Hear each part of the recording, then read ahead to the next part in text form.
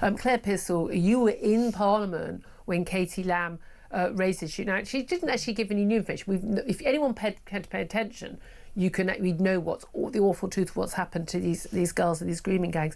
But she, and we'll play a couple of little clips. She was making the point about, we do need a proper investigation of the people who covered these crimes up. That's right, and by putting out the awful details again, it's nothing that we don't know. Yep. We have all read it, and it is horrendous. But putting it out there, it's hard reading as a parent, though, isn't it? Awful. It really is awful, and to hear it in that very, very quiet chamber yesterday afternoon was horrendous. But it needed to be said. It offended a Liberal Democrat MP. Oh, did it? It made her blood boil, apparently. Not the fact that crimes have been committed, the language that was used in the chamber by Because she did say F word, and she was quoting what judges were saying, quoting the men who committed these awful crimes against children, what he actually said. Now, let's have a watch and listen, because I think it's really important to know what it was that she said when she called for basically more investigation into this issue. Let's have a listen and a watch of what Katie Lamb, the Shadow Home Office Minister, had to say. Why have ministers refused to establish a dedicated unit in the National Crime Agency to investigate councillors and officials accused of collusion and corruption? And I am sorry to say that unit, Mr. Speaker, must also investigate police officers. In one case, the father of an abuse victim in Rotherham was arrested by South Yorkshire Police when he attempted to rescue his daughter from her abusers. He was detained twice in one night, while on the very same evening his daughter was repeatedly assaulted and abused by a gang of men. It is clear these criminals were unafraid of law enforcement. In Kirklees, Judge Marson said, "You were seen with your victim on at least 3 occasions by the police. None of that deterred you, and you continued to rape her." How, without a national inquiry, can we know how and why these monsters enjoyed effective immunity for so long? And how can we be sure it will not happen again? All very valid questions. And she went on, and again, we've had to beep out some of the language here she gave in comments, which apparently you were saying, Claire, oh, a Lib Dem MP didn't like the language. Oh, you don't like people saying the word. What about the girls who were victim of it? But let's have a watch and listen to what Katie Lamb said there. The girls we are talking about, Mr. Speaker, are predominantly white. The men who preyed on them were predominantly Muslim, generally either from Pakistan or of Pakistani heritage. One of the victims from Dewsbury was told by her rapist, I quote, "We're here to all the white girls and the government." Will the Minister accept that, in many cases, these crimes were racially and religiously aggravated? How, without a national inquiry, can we understand what part these factors played?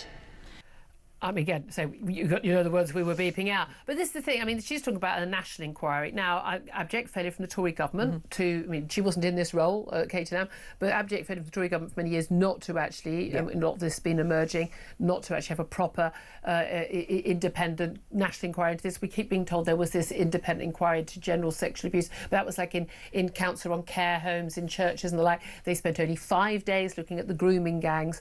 They didn't touch the sides of this issue. They really didn't. So we know, I would like a national inquiry. I think it needs to be time limited, and I think it needs to be very much focused on really straightforward.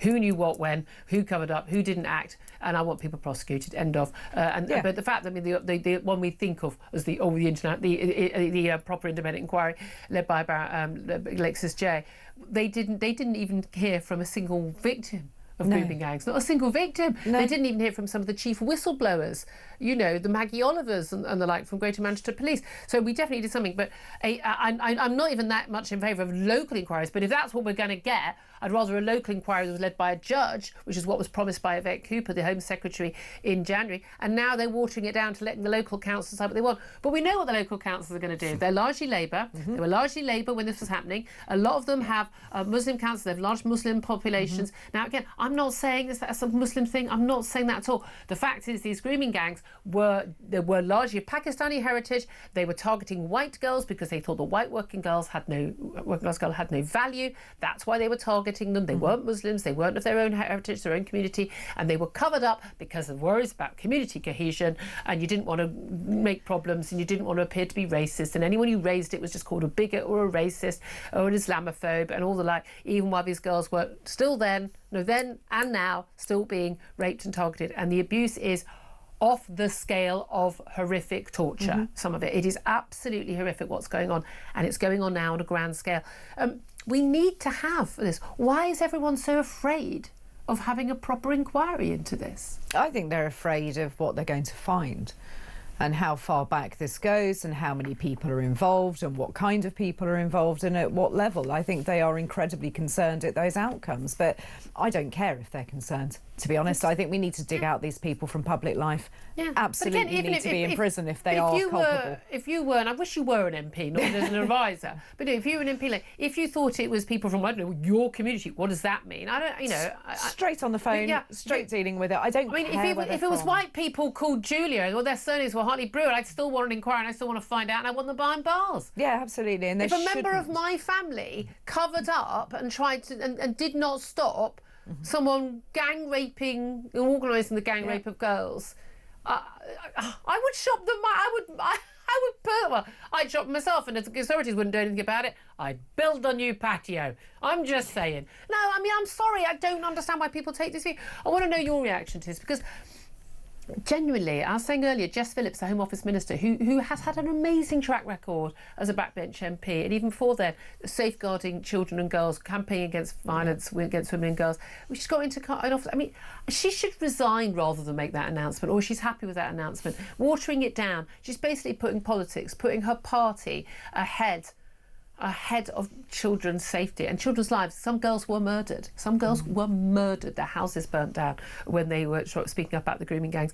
I don't know how you can look in the mirror, Jess. I'm sorry. I really, really don't know how you can do that. I want to know your reaction. Give us a call, 0344 499 1000. Text the word talk in your message to 87222. Get in touch with us on X at TalkTV. Calls are charged at the national rate. Text costs £1, standard network rate message. Let's also talk again about tariffs, because these massive global tariffs hit him. And this battle, I mean, extraordinary battles going on in the White House, where we've got this sort of battle between Donald Trump and Donald Trump's trade advisor and Elon Musk, you know, is heading Doge. It's all got, frankly, a little bit bitter and twisted. But we are looking at huge tariffs between the two biggest world economies, 104% tariffs on any Chinese goods going to America. Goodness knows what China is going to do to retaliate there. Where does this end, do you think? I don't know. I don't think anybody knows, because you're dealing with people that aren't predictable. So it could go any which way you like. I think that American citizens will be the ones eventually to stand up and say we've had enough. When they cannot get electronics sent over, they cannot get a new phone, they cannot get iPhones doubling in price. Replacement parts for their cars, computer chips, those kind of things. That is when you'll start to see the tide turn. Yeah, and I do think, and again, I know a lot of people who are very supportive of Trump, and again, I support him when I think he's doing something right. I don't when he's doing something wrong. I know, mind-blowing, fact-based opinion. Hey, I find it extraordinary people who are just saying, "Oh, you're Trump derangement syndrome," because you don't agree with this. I don't think most of the people in his White House agree with him on this. They're largely free traders. I think there is definitely, you know, there's talk about this hyper-globalisation, when anything can be made anywhere and shipped anywhere. You do lose jobs in Western countries, and if you're not going to replace those with other kinds of jobs, then you leave an awful lot of people on the, you know, on the rubbish tip of life, unable to find work, and that is a serious issue. It's happened in many of our northern and West Midlands, you know, industrial areas. It's happened in, you know, in America, and I get that people like J.D. Vance, the Vice President, you know, he grew up in the Appalachians. You know, he absolutely gets. You know, he saw those jobs just disappear, and again, as one of our guests pointed out the other day, you know, the impact of, you know, the drug abuse and things like that as well, and people just seeing their lives just sort of falling away from them. We do need to do something about this, but I mean, I suppose shock tactics we'd expect from Donald Trump, although he did say he was going to do this. But there's clearly a lot of battles going on inside the White House. We learnt yesterday about Elon Musk branding the trade czar to Donald Trump. This is Peter Navarro. He was branded dumber than a sack of bricks by Elon Musk on social media. He said he was truly a moron. Because Navarro claimed that Elon Musk was merely a car assembler, not a car manufacturer, when in fact he's in the top 4 car manufacturers. His cars are more made in America than most other brands in America that, you know, are American. Elon Musk has also called him, his name's Peter Navarro, Peter Retardo. I mean, this is proper playground stuff. The response from the White House press secretary in those interminable briefings, Caroline Levitt, I mean, at least we actually get, to hear from the president nowadays. We didn't hear from Biden for months on end, did we? He was hidden away for obvious reasons. She said in response, it was quite clear, boys will be boys. Yeah. And we'll let their public sparring continue. They've got very different views. Now, I think it's good that Donald Trump is hearing different opinions, but clearly there is a big battle going on within the White House over this. I think there is, and I think also this is a very male-dominated White House. And I don't think... You think women can't do insults? Come on. Women can do insults better than that. So, Elon... If you're asking, Julia and I have got a whole bunch we can lend you. Happy to play. Exactly. But I do think that this is the butting heads of individuals with quite large egos. Yeah. And we're going to see more of it. 4 whole years of this we've got. Well, it's probably more interesting than what we had before. Look, there are economic situations we're facing here as well. The government is apparently considering nationalising British steel. There are fears growing that the company's blast furnaces in Scunthorpe could run out of raw materials within days. The Chancellor has tried to reassure workers at the Lincolnshire plant the government would consider nationalisation if necessary. Of course, it's owned by the Chinese. It was always a good idea to sell our virgin steel works to China. I mean, again, always insane that, I thought. But because this 25% tariff on American imports of steel, that's had an impact, obviously, and on our imports of steel as well.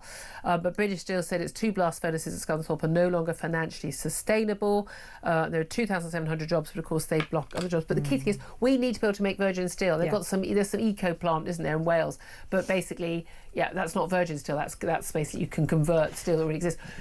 We may be seeing God knows what kind of war going on. Russia, China. We don't know what's going on. We need to be able to make our own steel. Yeah. If nationalisation is the answer, then it's the answer, right? Yeah, absolutely. I'm never normally in favour of nationalising things. I never think it works. But actually, in this instance, I can see massive benefits to us. We need to protect some of our vital... That's why tariffs have a role. Again, you protect vital, defence, industrial output and agriculture. I mean, it makes sense. Also, and we talked about this about an hour ago with Sir Duncan Smith, the UK capital has dropped out of the top 5 wealthiest cities in the world.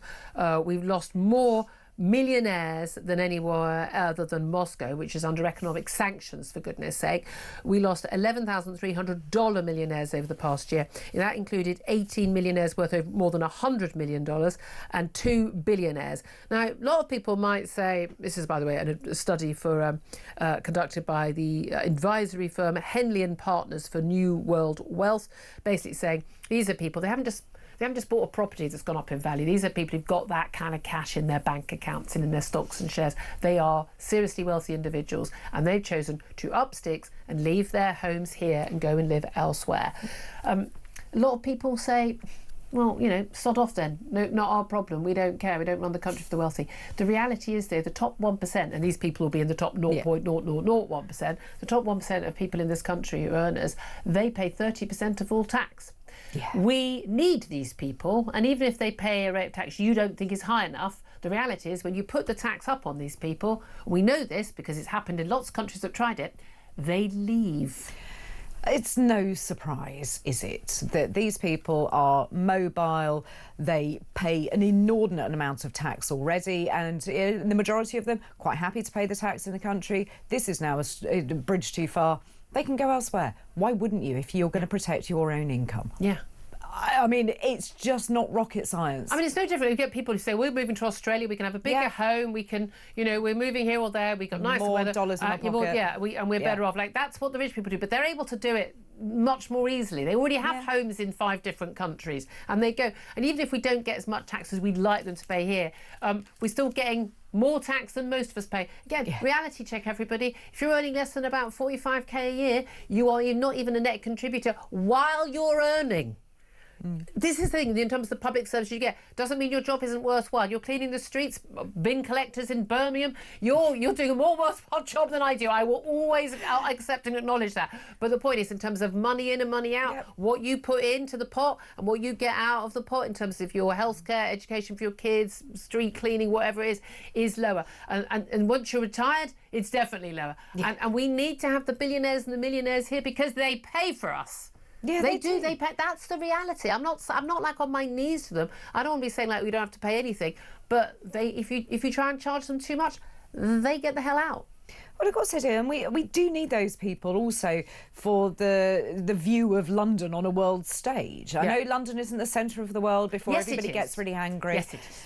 We need them for our own national standing. We now look a joke because all these people are leaving, going, it's not worth staying in the United Kingdom. So how does that Well, to me, it also business? says something to our young people. We were talking again about this on the show yesterday, that it's really important to me that our young people feel that, you know, we've always got people from the third world who want to come here. I want our young people, I want our brightest and our best. I want the brightest, the best of the world to want to come here. This is a place to thrive, to set up. You can have a wonderful home. We have good schools, good hospitals, you know, a great thriving culture that you can set up a business, you can do well, you'll be rewarded, you'll be valued for it, that people feel safe on the streets. I want us to live in a country where people want to stay here and they feel that they've got a future here, rather than feeling, I think I'm going to go elsewhere because I've got a future. We don't want to lose our brightest and our best. We want to keep them here, and we need to have a thriving capital. I want thriving Birmingham and Manchester and Glasgow and Liverpool. I want everywhere. You know, and we can do it. We've got the brains. We've got the ability to do that. And it just breaks my soul that we aren't delivering that. And so many people just feel like,